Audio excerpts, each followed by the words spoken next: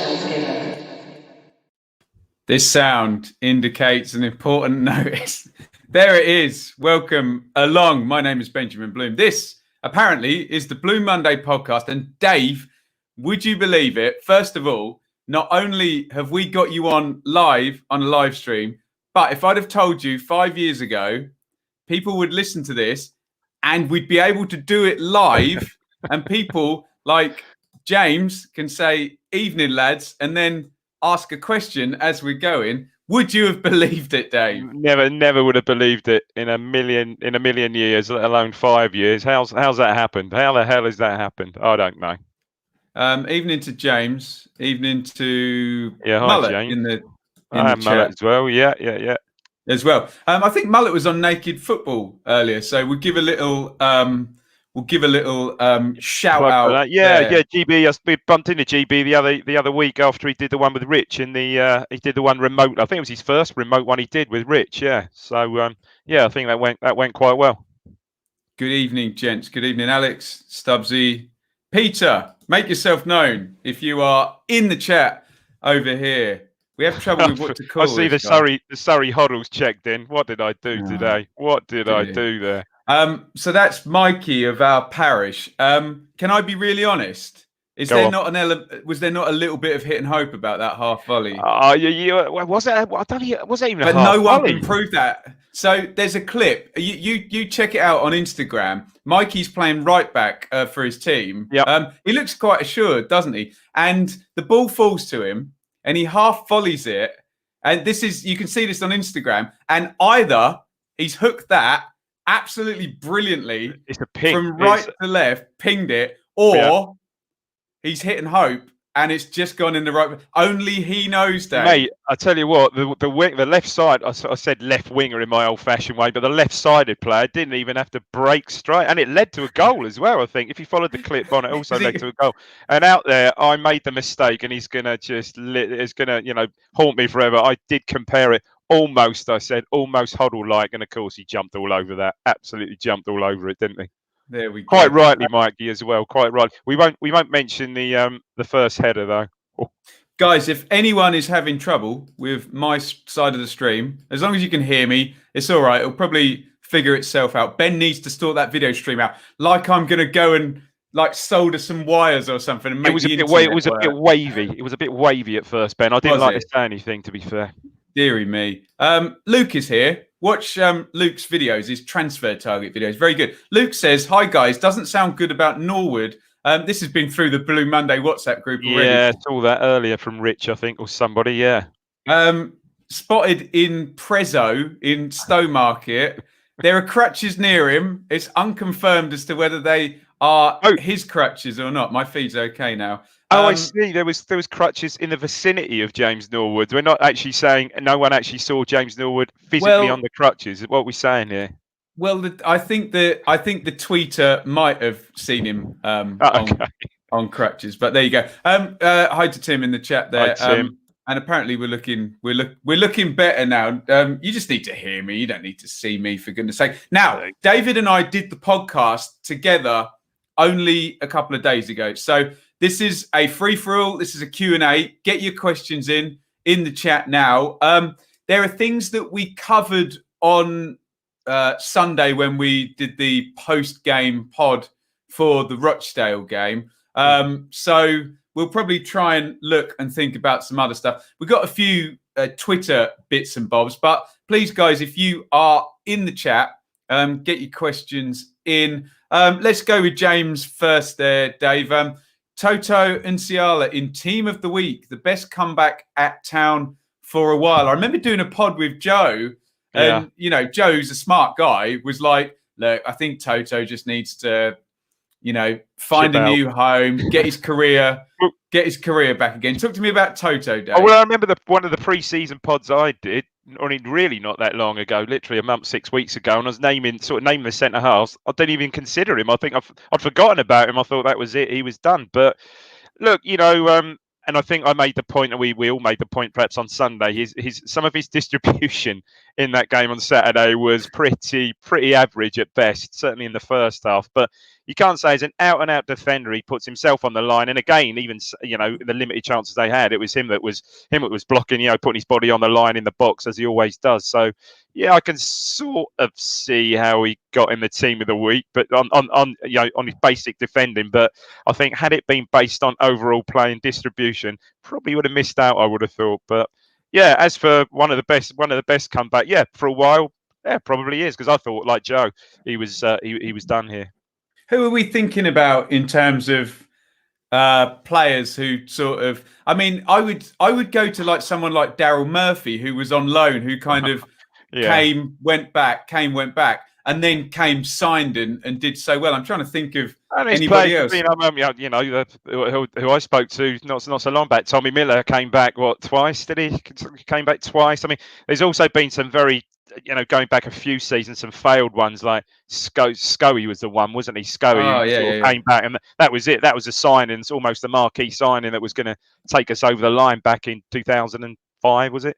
And that really just didn't. I think it was. That just really didn't work out, did it? Unfortunately. Strangely, I've just looked at the tweet that we had our attention drawn to. It seems to have been deleted. So where's my camera? I've just put it there in case I'm in any trouble. And we'll move on. I don't know if Mr. Norwood's asked for that to be taken down by someone. But I see. Oh, okay. Should we give that a white Bert? A wide fake? Should we just say is this in the news? Fake news. Fake news. Do you remember when we got that?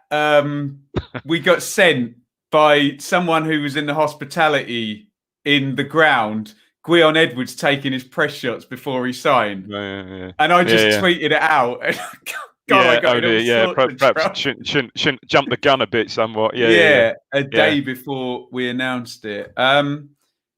Dave, can we have a crap play? We've won all our games. Nothing. I'm sorry. I'm saving him. I'm saving that. I think I had if you were with me here, watching the iFollow on the first half on Saturday, I certainly had more than a few aimed at the player we were just speaking about, and also I think, as I said on Sunday, I did a little one about the quality of Freddie Sears free kick set plays, let's say. Dave? What is the collective noun for a collection of craps? Cacophony of craps. I don't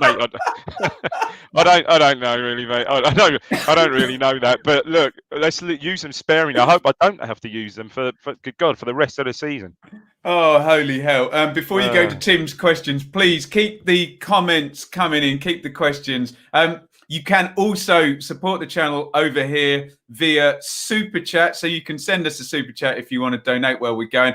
If you don't want to do that, what you can do is just hit the subscribe button, which is a real big help for us. Dave, player of the month. Can I just say, someone, HCH, is just, I think has just come up with the brilliant collective noun for craps, of a latrine of craps. I think that's pretty good. What does that mean? Good. Pretty good. A latrine. I don't even know what a latrine is. That's a new word on me. Oh, really? Now a latrine is a how can I put, a rough and ready makeshift toilet. Really? Yeah, you'd make a latrine if you went really rough camping. You would dig a latrine. Now might be a good time to go to the split screen there. A toilet, especially a communal one, in a camp or barracks. Ah, look, spot on. Look at that. Absolutely spot on. Let's go to a Twitter question, Dave. Oh, no, actually, take that one there. Player of the month. This is from Tim. Dazelle or ...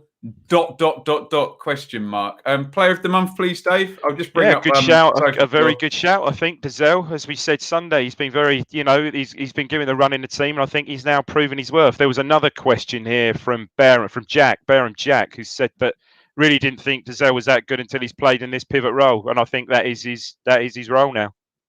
Indeed. I'd certainly champion that, I think. I'm just trying to bring some stats up here. Let me just have a look.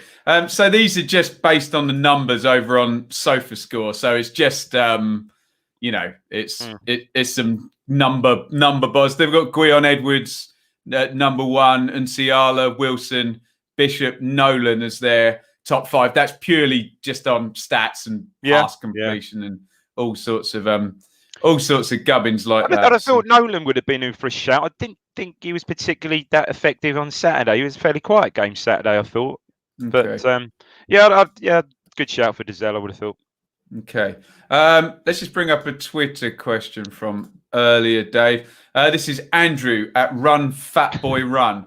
A question for DD. After seeing Stats tweet about Chelsea's goal that never was, what was the reaction like regarding this?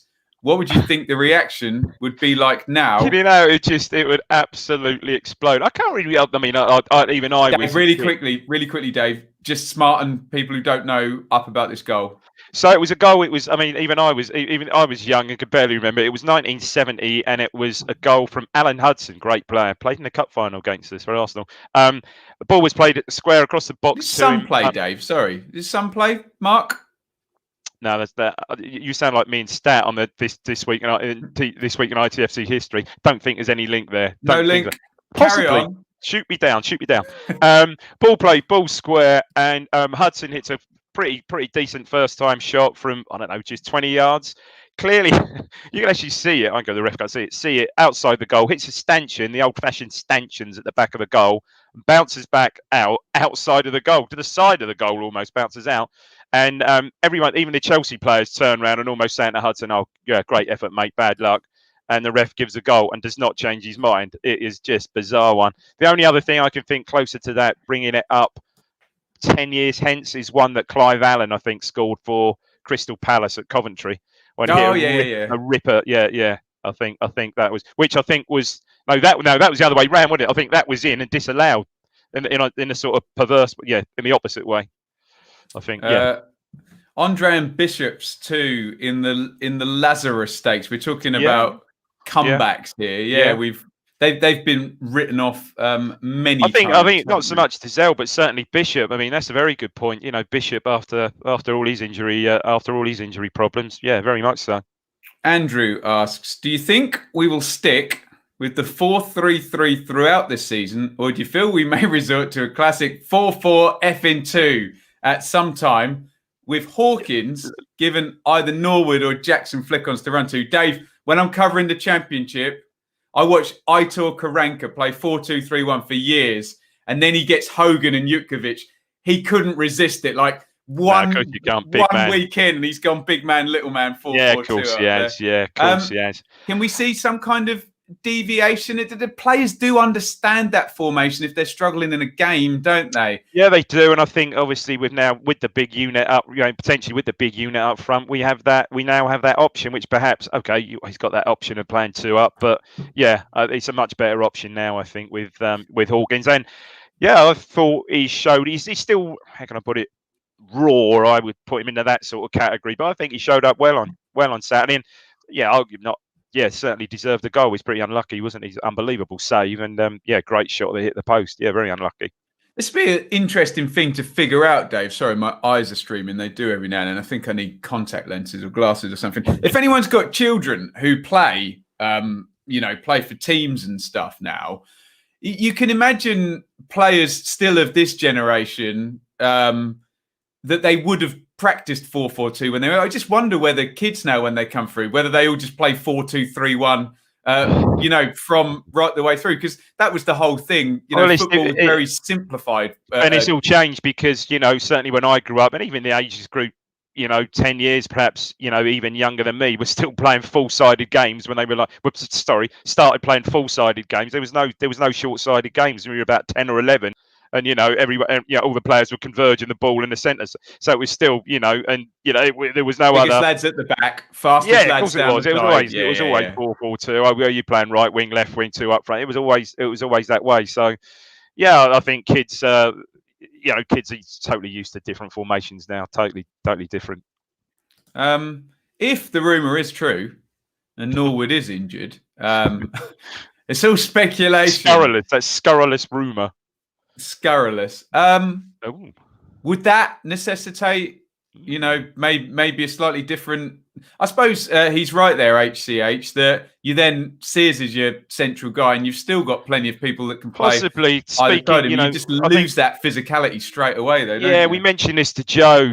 Joe, who is the our pod academy guru, isn't he? And we mentioned this to him the weekend about what are the alternatives, and we sort of mentioned Falami, I think, and he sort of said, well, he really hasn't sort of made sort of reference to the fact that he didn't think he'd actually kicked on perhaps as perhaps he would have expected to, although again he had an injury, didn't he?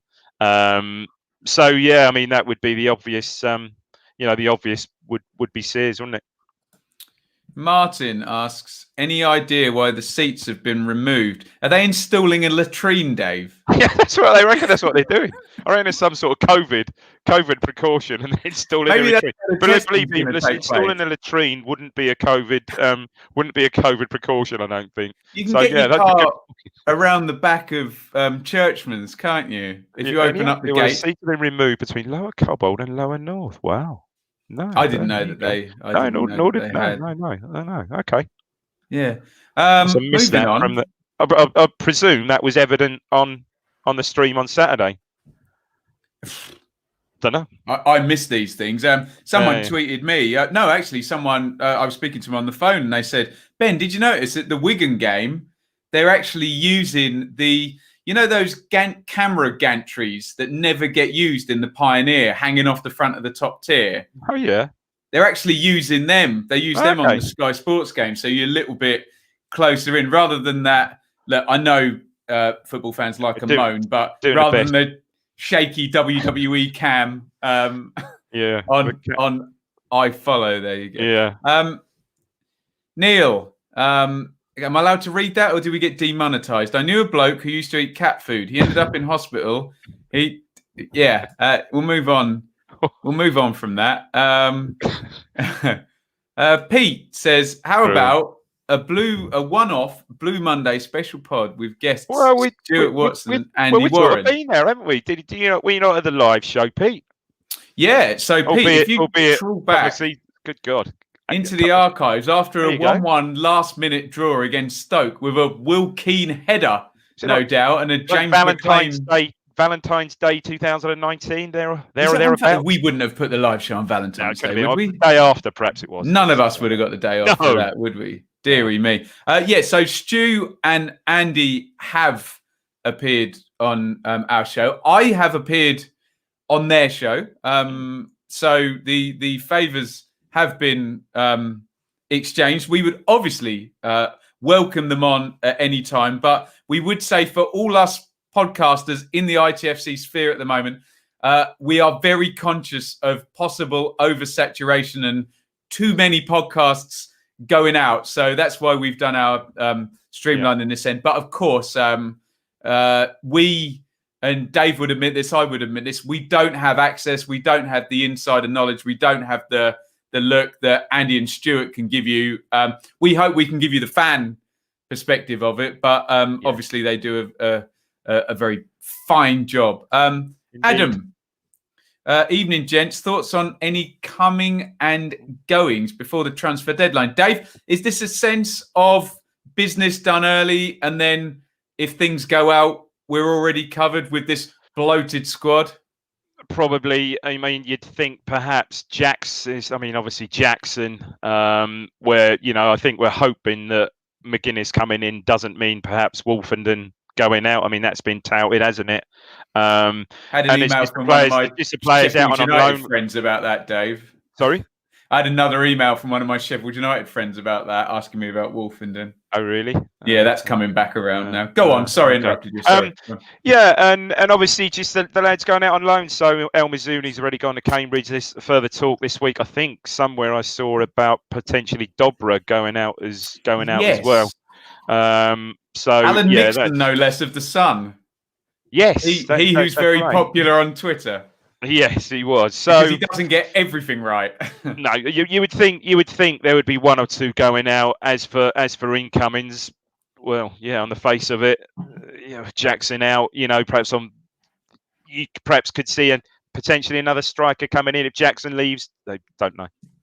Yeah. Adam, do you think Chambers' best position in League One? He specified League One there, is actually at fullback. As any mistakes less likely to be costly than playing centre half. Yeah. And also, you get less direct ball at you at them. Do you think when we see the lesser spotted Vincent Young back in the team, Chambers will be an yeah, automatic centre half it's a selection. difficult one, isn't it? I think we've sort of covered this. I mean, and I know. I think our overall reaction was yes in League One. Chambers perhaps would potentially automatically move back inside because a leader. Perhaps we haven't got Ward. No Skews. No, appears to be nowhere near the first 11 now, or nowhere near the squad. Obviously, we've got Ward with that experience, but I think we've said before on the pod, but perhaps you need a little bit more experience other than just Ward. So when Chambers playing, I think we said we've got a combined fullback age of 70. So, first cut of the season, first 3 games of the season, Chambers more than holding his own at right back in League One. I think that's a good point to stress there. And you got to think a fully fit Vincent Young would, outstanding player, would just come straight back into that role. And I can see Chambers moving across. However, the longer it goes on and we're not conceding, clean sheets, we're not conceding goals. It's going to be a difficult one for the manager, I think, that one. Yeah, and no one has established themselves as this season's Coventry, and we haven't played. Like Barry Mackay's just gone into Fleetwood. We haven't played a Peterborough where you might get a good left winger up against. Yeah, different. Yeah, exactly. No, he's played very well so far, I think, in that role, and pushed up and good distribution as well. Scott Moore, Dave, you're a music aficionado. Was he not Elvis's guitarist? Scotty Moore was he? You got me there, mate. Got me there. Sorry, no, that's the Kinks, Dave. You really got me. Ray Davis. That was Ray Davis and his brother, wasn't it? Yeah, no, I don't know that one, Ben. No. Okay. Next Craig time would know. Craig would know. Yeah, he would. Yeah. He watching Craig. I think Craig's bringing his son back from is he? Goalkeeping or as I call him in pop master terms, Mr. 39. I call him. For you pop master guru, you'll understand that. Yeah. Scott is a Birmingham fan, Dave. Do you think there's any movement on Jackson? Concerned Birmingham fan asking. Obviously, we would say, Scott, Jackson is an exceptional, probably future England player who's worth, I would say, 12 to 15 million pounds. He'd spend all your Jude Bellingham money on Caden Jackson. I wonder from Scott's point of view, where if they've got Hogan now with Jutkiewicz, they probably do need one more, though, don't they? So I haven't really noticed how are they doing. What sort of start? Start. You can imagine they're not conceding any goals with Karanka. They've signed a load of Spaniards and ex-Middlesbrough players, but they've got Hogan back, which is what you're going to do, brother. Remember back in the day, of course, that one. But they do need another one, and Josh King is still at Bournemouth. We think that's going to be the domino, don't we? That's the trigger, isn't it? Yeah, that's the trigger. Ipswich, never heard of him. Who the hell was that? Reckon Russell Martin will fancy an upset on Saturday. Can I just quickly say, Dave, can I do a gratuitous name drop? Go. We live in Bedfordshire, and the nearest Primark and H&M thing that Shaylee, my missus, likes to go to is by the Milton Keynes Stadium, and there's a Wagamama, and we met Russell Martin after a game, the Milton Keynes game. Shopping expedition. Okay, yeah. I had a shopping expedition. No, I went to the game actually, and Shaylee had a shopping expedition, and then we met in Wagga. Good move. With Russ Martin, and I had a nice chat. With him actually. You know what? Very Russ handsome. Martin, he strikes me as being a very nice man. Yeah. Although some say he may have the ear of Pete Winkelman. Let's just say to get that opportunity. Okay, cool. In the first place, but yes, he will absolutely fancy an upset on. So we'll talk about that in a little bit. Dave. Neil asks a simple question, which will no doubt not have a simple answer. If Lambert fails a promotion push, say out of the top 6, will he have to go? So can I make that more specific for you, Dave? Go. If there are 10 games to go, let's Bristol City with Lee Johnson last season, there was 9 games to go. They dropped to 10 points from the playoffs, and he was out. 9 games to go, 10 points off the playoffs. Is he fired? Yeah, I mean, we'd have grossly underachieved again. So I would say there would be a good call for that. Yeah, really. It was a simple answer to a question that I frankly made complicated there. Is it really quite complex?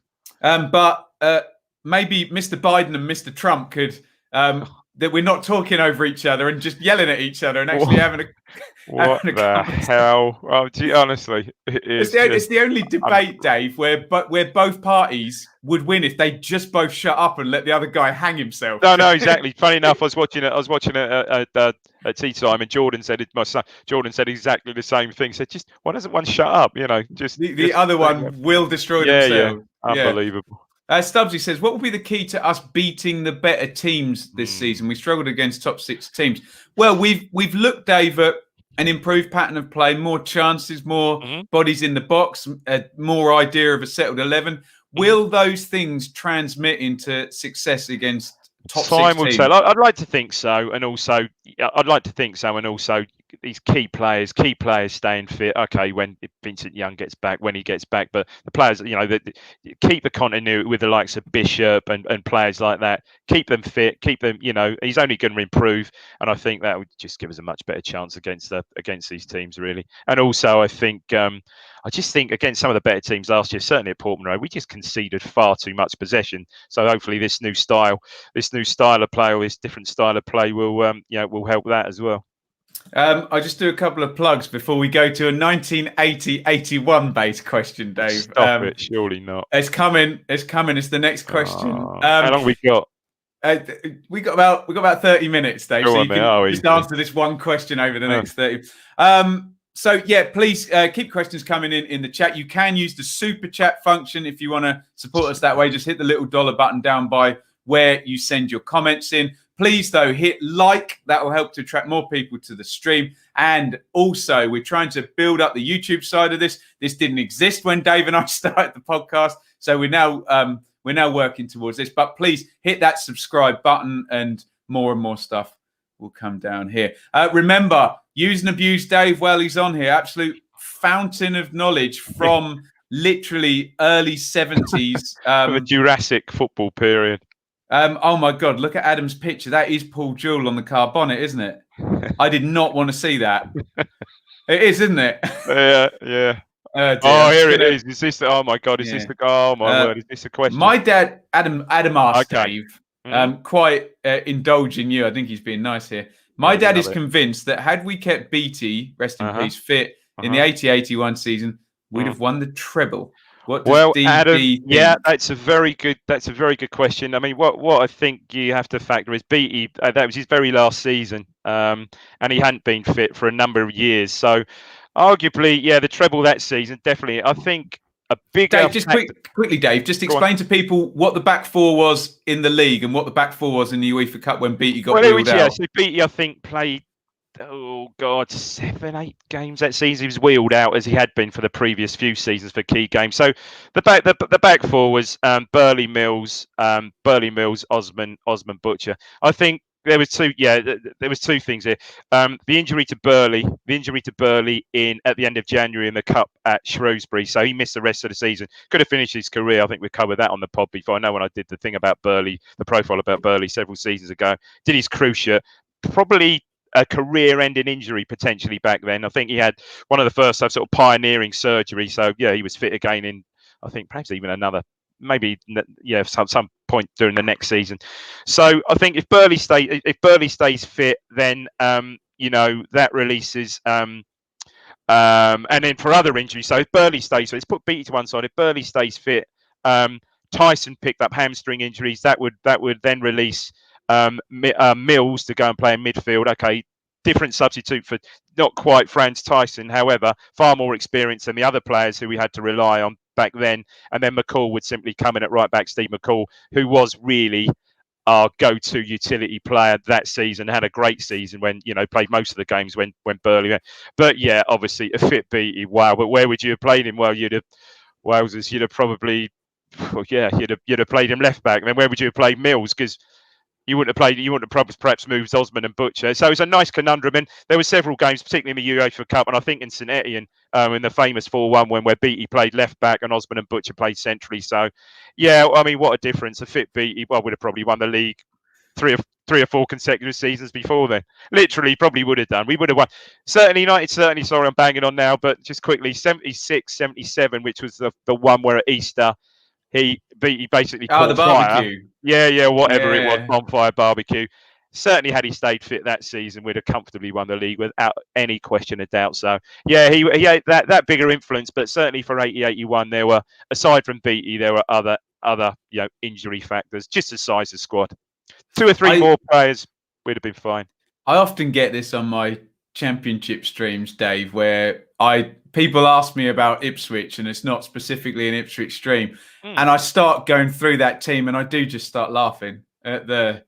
It's just when I get to the midfield 3, it's like, it's ridiculous. It's stupid. Absolutely. But if you look at the second half of that season and how often, Burley to one side, but even how often we're able to, the amount of games that Tyson, not Murin, because Murin played a lot of games, so did Walgett. Well, obviously Walgett hardly missed a game, nor did Murin. Murin is a very fit player, but Tyson missed a lot of games, and that was a big hole in. Well, Christ, he was Football Writers Player of the Year, for God's sake, even there. So a big miss, but never to be repeated. And just a plug for that. Myself and perhaps we'll mention Stat in a little while. Myself and Stat. That's Stat not man, that far back in the archives. That was in no, lockdown, it's literally during lockdown. We did a whole, I think, a 3-episode sort of. It's about 6 hours, isn't it?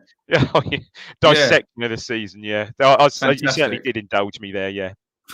Right, let's rattle through some of these. Mikey says you don't even see 4-4-2 in Sunday League now. So there you go. That's answered my question. Bits says I have tons of Pompey mates, and although they like Hawkins for his work ethic and desire to give all, he was very hit and miss striker. More miss. So they say we should be cautious. I think we've all kind of seen that, Bits. And look, let's just say a tall, physical English striker, aged 25, who could finish, would not be coming to a League One club that's Jordan Hugill, and he's playing at the top. Yeah, it is a bit. I had a very similar conversation with a colleague, a work colleague of mine who works in London, a Pompey fan, and he said exactly the same thing. He'll have perhaps have more off days than good days, but he thought it'd be an asset to us anyway. Turbotic, Dr. Robotnik, Sonic the Hedgehog, Super Mario, Nintendo. I'm playing word association with my dog. Are you guys convinced that I got this dark horse stuff, Dave? It helps me just talk to myself. It's just wine, gin. Isn't it? Just no, drink it straight. All the gin in my house is like elderflower flavored, because it's Shayleys. Yeah. Are you guys convinced that we can be consistent this season, or is it still too early to tell, Dave? I think we've kind of covered this on the, when we play the stronger opposition. So let's see. But I think we're certainly showing in the 3 games so far, we've been fairly consistent. We're not conceding goals, and consistency, I think, goes with obviously a settled formation and a fairly settled team. So I think if we can achieve that, then we should be more consistent. Bits replies, I'm still waiting for a Blue Monday. I think he means live. He's not going to get any Blue Monday love, believe me. Live too. Again, we're very, very conscious that we're not covering Liverpool or Manchester United or Leeds or Newcastle. There's only so many of you. And obviously Kings of Anglia did their live show, which Andy and I did chat about at the start of the season. And we happily stood aside and, said, look, you guys go for it, and we'll, because would you believe, Dave, me and Andy went into the same meeting with exactly the same date on our pad, December the 14th, after the Bristol Rovers game. And it was like, wow. No, that's right. And then, of course, then they appeared on our show. So I said, no, you guys carry on and you do one. My question for Bits would be, is that basically, did he miss the first one? No, he was there. He was there. Yeah, he was there. Yeah. Sorry. No. So we'd love to do it. But we'd love to do any kind of event at the moment. Right. Yeah. There's only one pod. Rob's words, not mine in any way, shape, form, or fashion. Thanks, and I do not get involved in any silly podcast wars that may or may not be facilitated that I do not want to get dragged into. There we go. Do you think that Lambert is right to be looking for another winger. I think my face tells the story. Do we need no, I don't any really more in those areas? No, I don't really see that. No. But hey, if a decent one comes up, then, and for obviously it's going to be for little or no money, or a free or a short term, then fine. But I don't see that being particularly beneficial to the squad at the moment, personally. Sorry, Dave. I'm just on the other screen really quickly. Should get some breaking news. Here we go. So this is James Norwood's rebuttal here. Let's just bring this up on the other screen. Never shy of going on Twitter. Mr. Norwood replies, "How about instead of taking snide pictures and tweeting for breaking news, you say something in person?" I do have to say, famous people and celebrities aren't often happy when you say something in person when they're eating dinner, and the convention is you wait until they're finished. But there you go, Mr. Norwood. He adds, class picture that. Guion out for dinner. Breaking news, saw Gui eat pasta 4 days before a game. Unconfirmed because I didn't speak to him, just got my phone out to snap pictures. I think, should we leave that there, Dave? Park it. Yeah, not a rebuttal, but yeah, Mr. Norwood as active as ever. I've just had a WhatsApp from one of our WhatsApp colleagues simply saying hamstring. Oh, okay. Allegedly, sorry. Still speculation. Yeah. Unconfirmed. Do you think Judge has a place in this team anymore? I think he isn't suited to being a winger in a 4-3-3. Remember, he played his best football as a winger in a 4-3-3. Andrew, but certainly of 14-15 at Brentford. As well as this, who is the backup to Lancaster? I think Edwards is better than others. Just talk about Judge, Dave.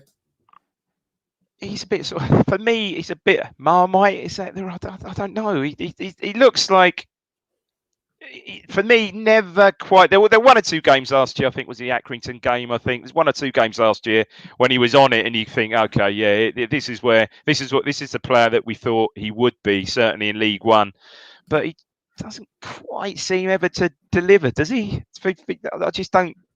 I don't know, just something missing. I don't know whether, again, is we've all spoken about, is he playing in the right role?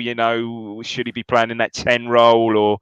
But he never quite seemed to have, for me, achieved the levels that I thought he would. Certainly in League One. Peter asked, time yet? Peter asked, how's the golf, Dave? I can do it. Crap. There you go. There you go. Pete, it's not bad. It's not bad, mate. Not bad. I played in a comp about a week ago, and had a very steady 35, Pete. So I was happy with that. I don't know. I know what it, Pete. And Pete's 35. Only saying that because Pete, like Popmaster 39. Yeah. No, it's not that good, Ben. Pete, I know, is probably playing golf in sunny Portugal at the moment.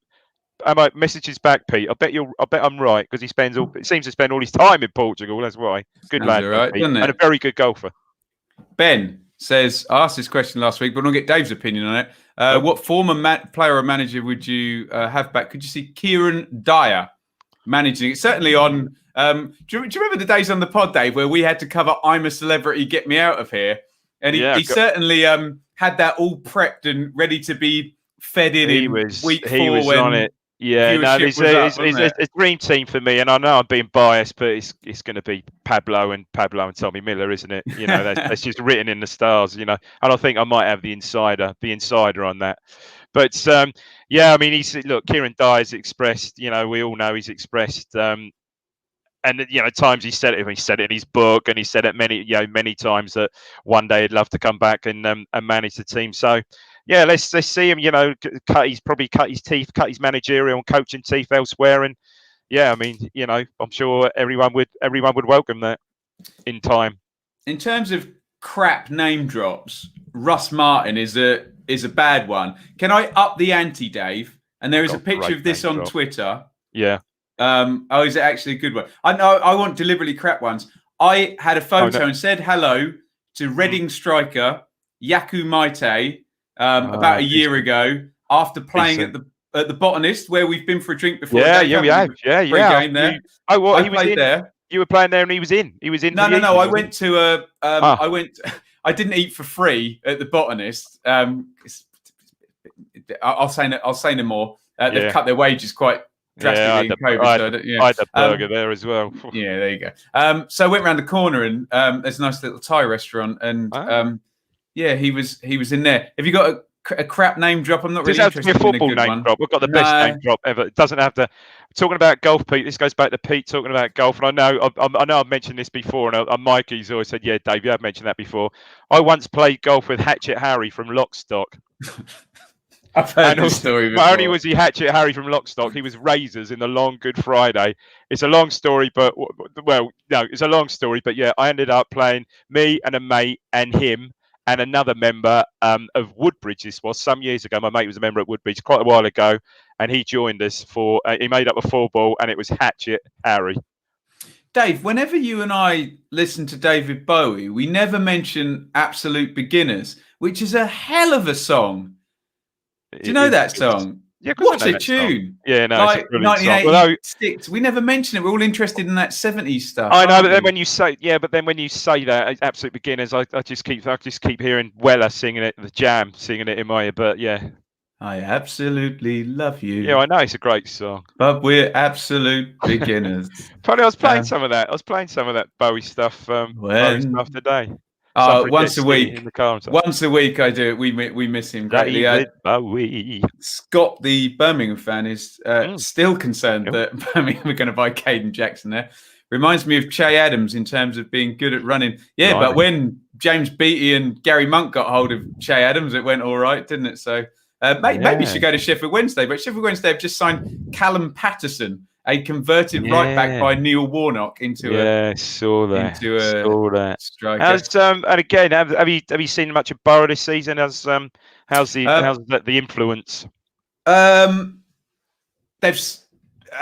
struggling. They've signed Chuba Akpom. Do you remember him? Was at Arsenal? Of course, yeah. So they've got some forwards now. It's just a bit of a mess. They're like playing a right wing back at right centre back. They're playing Paddy McNair as a centre back. They only had 2 strikers. It's very different than when they had parachute payments. Yes, I think we covered that. And I apologise if my Rich has just messaged me. I've just closed them. If my DMs were open in the corner of the screen there, I apologise. There was nothing untoward in there, and I apologise.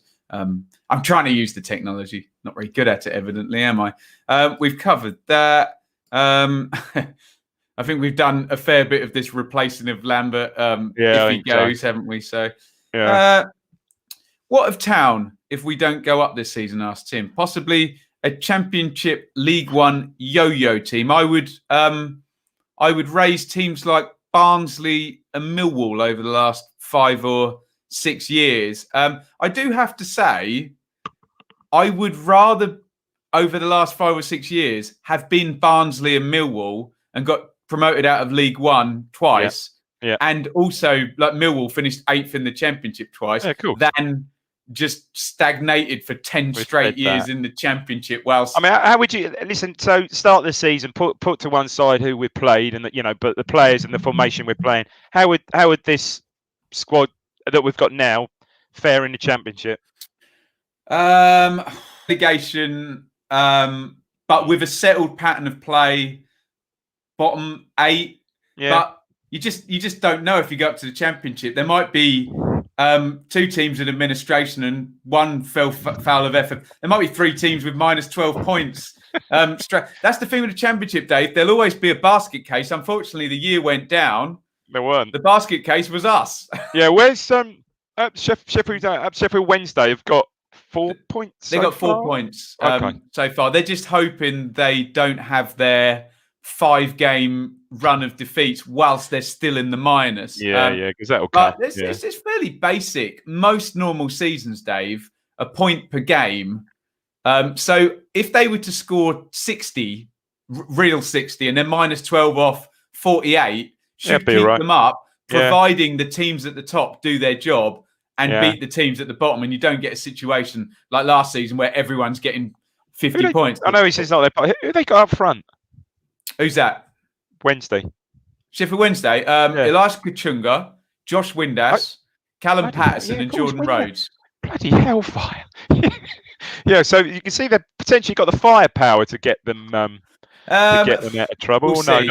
We'll see. Yeah, okay. we'll see. Yeah. Well. Peter from Portugal. Hey, Pete. What do you think it will take for Downs to get back in the first team rather than the sub? I think it might have to be October the 17th for that to happen, Peter, mightn't it? I think so, potentially. And, look, maybe how it is, I hate to say this, but potentially an injury. And I think we'd know who that would be. We'd know who that would probably be too as well, unfortunately. But let's fingers crossed he gets back in the team on merit. Ginger Eagle 73. So, with a similar start as last season, are we happy things are different this season? I think a lot of the stuff we moaned about repeatedly on the pod whilst entertaining everybody in their droves last year have been addressed. Yeah, I think so. Yeah. I don't really want to explain what the Paul Jewell inside joke is. Just Google Paul Jewell car video. Yeah. I don't want to talk about it. I don't want to. Oh no, any excuse. Talk about it. He's not performing now. This is the thing. You're not This is your platform now, isn't it? Because you've got performance withdrawal symptoms. This is your platform. You need to compose, Ben. You need to compose another Bielsa type ditty or something. Yeah, and then people give me grief about that as well, don't they? Did they? Yeah, it did 12,000 views. It's The Bielsa Calypso. I can't believe that. A cash a check, Dave. You know it is, Dave. Pachung. Elias Kachinga.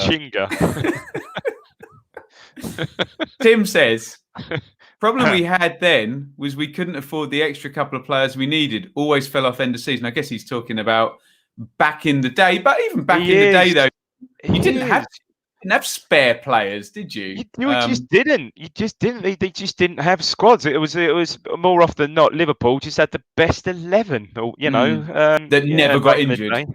And no.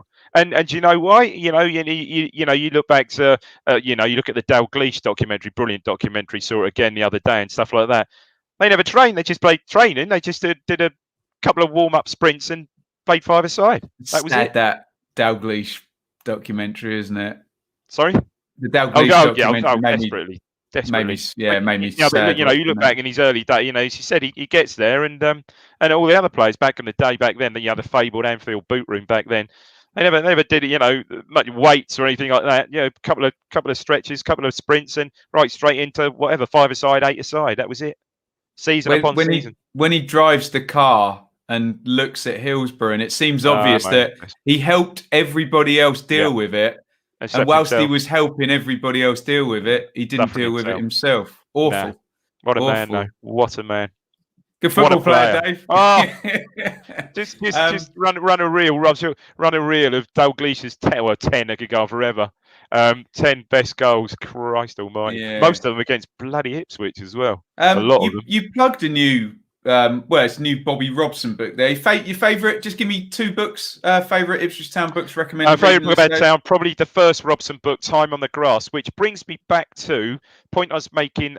On Sunday, the thing I said about on Sunday, which is this thing on Facebook, and I found out it's from the Ipswich Town Boys of 81. That's the Facebook site, and it's on there, and they're doing a snap in the BBC format of every town game of the 80-81 season. How you'd see it in the BBC, strapline now.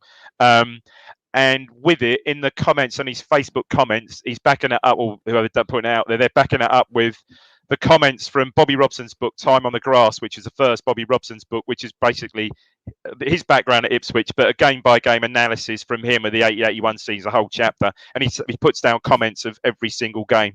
And he's prefacing everything with that. So it's really, really good. So that'd be that one, and various autobiographies. Probably, I'm looking at it now, probably the Kevin Beattie story, the best player you never saw. Fantastic. Lovely stuff. Yeah. Moving on.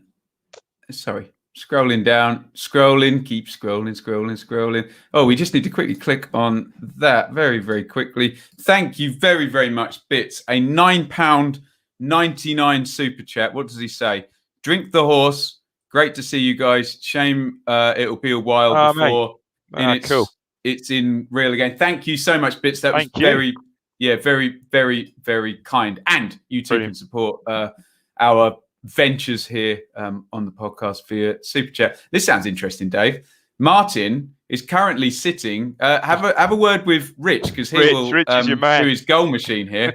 Digitizing loads of old 8081 footage to upload to YouTube sometime soon. Martin, connect with our man Richard, because he's got a gigantic collection of unbelievable. Martin, just going to ask you quickly, Martin, what was your favourite bit of 8081 footage? Let us know. What's your favourite game? Give me one goal, Dave. 8081 one goal. Murin's volley, cup quarter-final replay, flew past Shilton right foot from about 25 yards. Iconic for me, the iconic moment of that season. Ian asked, do you think the change of style and consistency was Mr. Lambert's idea or pressure from others? We will never know that, will we? He doesn't strike me as the sort of person who would bow to pressure from others. Easily swayed. There was talk about dressing room, unconfirmed rumours of dressing room dissent, wasn't it? And perhaps, again, not naming names, but some of the senior players making their views known. But no, I don't think he's a man who's easily swayed, is he? We have seen the Norwood drama on Twitter, Harrison, and that nearly resulted in me showing the entire world on the internet my direct messages on Twitter. So apparently Bits was helping you with the quiz. So you cheated at the quiz at the live show? No, I never did. No, I think I remember Bits now. If anyone ever didn't need to cheat at a quiz, Dave? No, it was Bits that was telling me he thought, and I didn't follow him. He told me I think I'd have won the quiz. He said it was Teddy Bishop who had the most Twitter followers, and I said, stupid. It can't be. So yeah, I do remember that now. Yeah. Stupid question, wasn't it? Phil Collins or Elton John? Now I've prepared something here because I saw this question come in. During lockdown, if you're really into your music, and this is really getting into the weeds, Phil Collins, bass player, a wonderful gentleman by the name, let's bring a picture of him. Wow, Gandalf. Of Leyland. Dave, listen to the guy play bass, for crying out loud. Does some tutorials of bass lines of Phil Collins' song. Please. Really?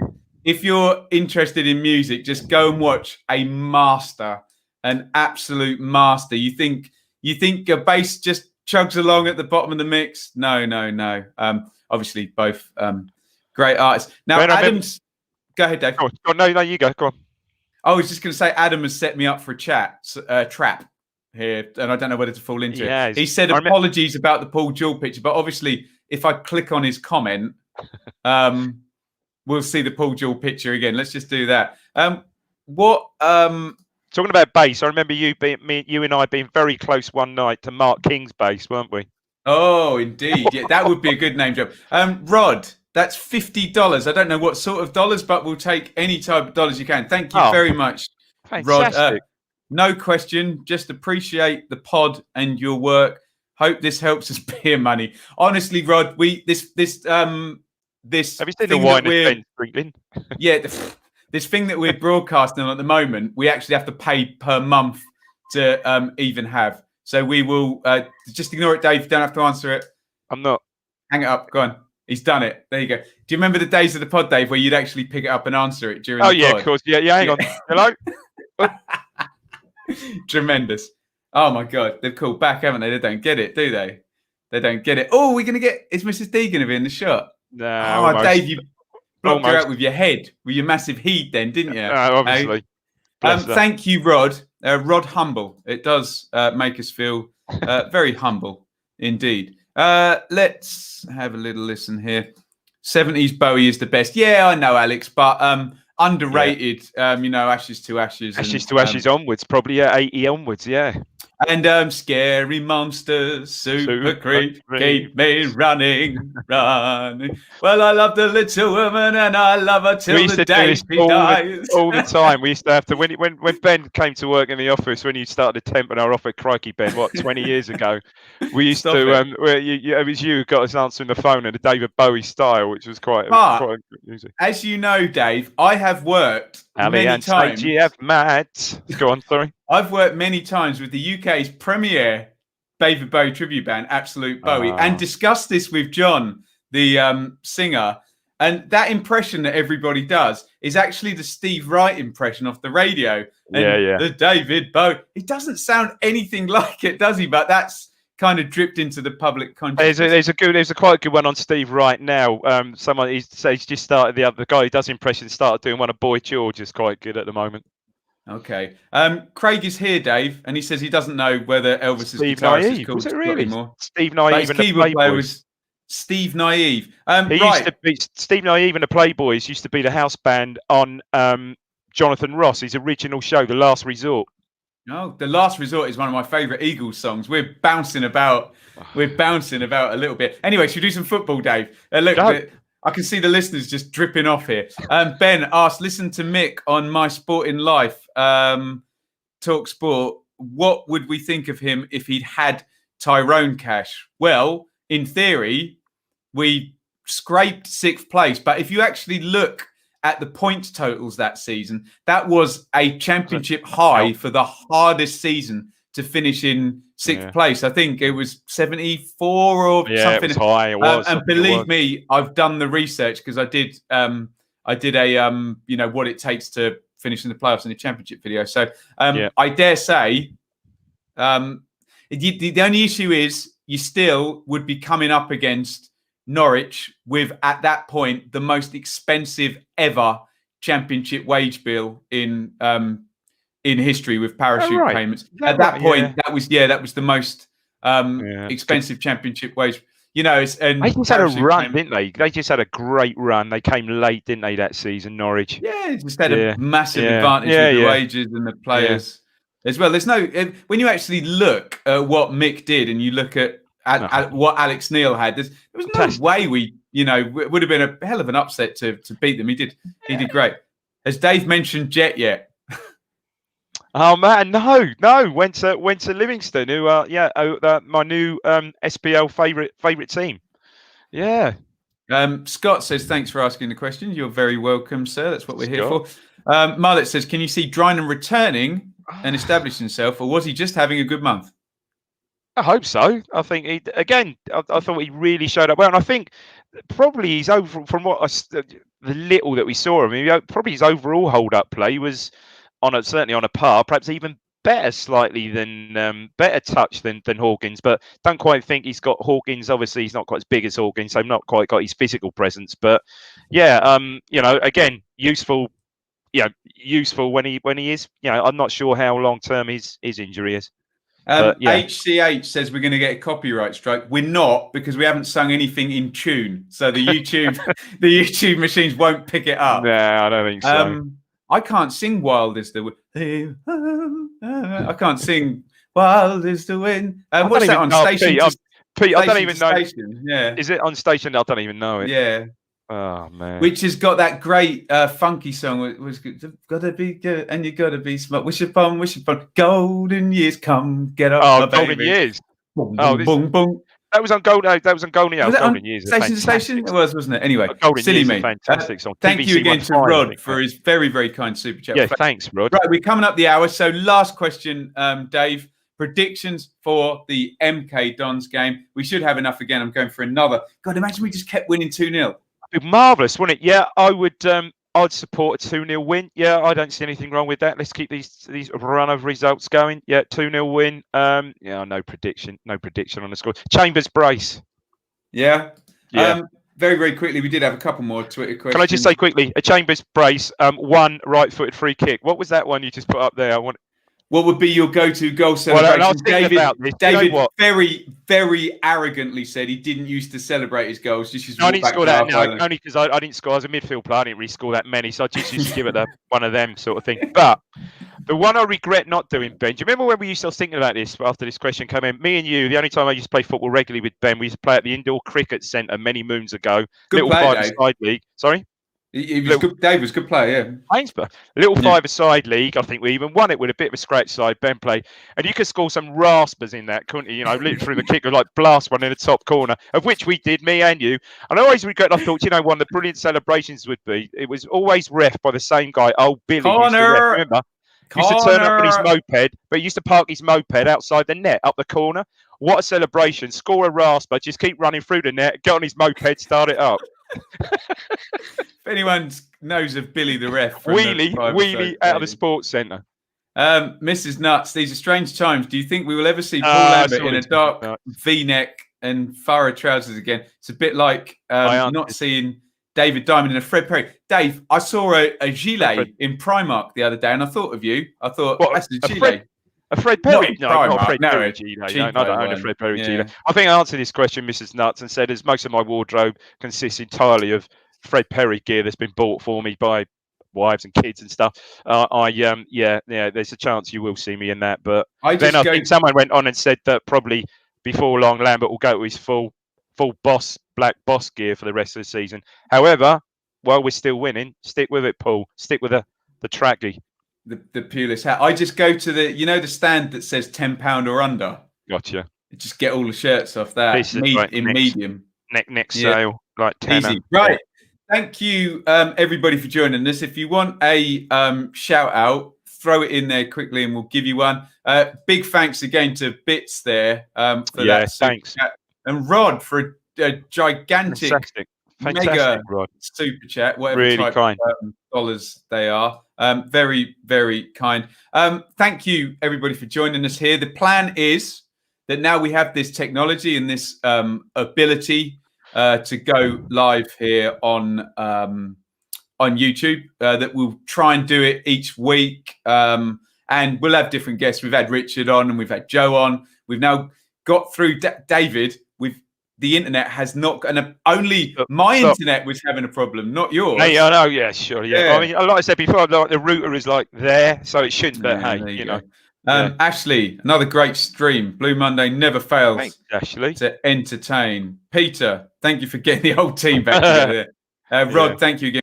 Super chat. HCH, another fun hour of banterous. And we should pay tribute to our friend today. We did announce through our social medias today, somewhat sadly, that our good friend, the Renegade Statman, will be leaving the Blue Monday team as of today. Obviously, we all do this voluntarily, but then we become friends. And it's hard. It's a labor of love. We don't make any money out of it. We do it for fun. There's time constraints. And we just got to a point there with Stat where we were streamlining things. And I think Stat had an idea for going to see, and it didn't quite fit. So we've sort of decided that hopefully, fingers crossed, he'll go ahead and do that. And it might even involve Dave actually as well, which would be great. Quite possibly. So he'll go ahead and do that. I'm sure we'll have Stat back, but I think just for it to all be nice and clear, I think we had a long chat on the phone, Stat and I, last night. All very amicable and very lovely and very grown up, because both he and I would admit that we can both be not very grown up at times. It's so all really, really, really good, and we thank Stat for all of his efforts. Mikey says favourite stat this week in ITFC history memory. Dave? Oh no, God! It's so many. So we had so many laughs. We had. I mean, the one about Len Fletcher, the Old Town player, and he's tweeted that today, hasn't he? We just absolutely lost it. That's when we were recording him in the pod in Ian's place over in Otley, which you hired out for. Great fun, brilliant fun. Happy days. Fantastic. So we we say thank you to Stat for Stat was seen on crutches. Stat has been seen on crutches in Prezzo in Stowmarket with Guion Edwards tonight. And he's currently angry rebutting all of the pictures of him on Twitter. There we go. No, we thank Stat for all his efforts. And we should just quickly say about Stat. Even Jim Magilton commented on Stat leaving the pod. And of course, and we would all admit on the pod here, however much work you or I have done, Dave, the jewel in the crown of without question. Our output. And anyone who hasn't listened or watched those should because they are gold, aren't they? Absolutely. So we would be remiss not to mention that today. Right, we've gone over the hour, Dave. Standard business. Thank you everybody for joining us. It's gonna be Mikey and are you on at the weekend, Dave? No, I'm not on the weekend. No. Richard, Craig, somebody, Seb. I don't think I am. Someone will be on the pod. I don't think I'm on. But I'm on the next week. I think Rich is already planning the week after. I think I'm on. So I will I think Richard and Seb are back in the midweek because it's Gillingham post game. So I'll be back soon. Dave will be back soon. But join us for the pod on Sunday. Dave, don't go anywhere. I'll see you the other side of the music. Thank you everybody for joining us. Thank you very much for those super chats, and we'll see you again soon. Over and out. Cheers. Bye.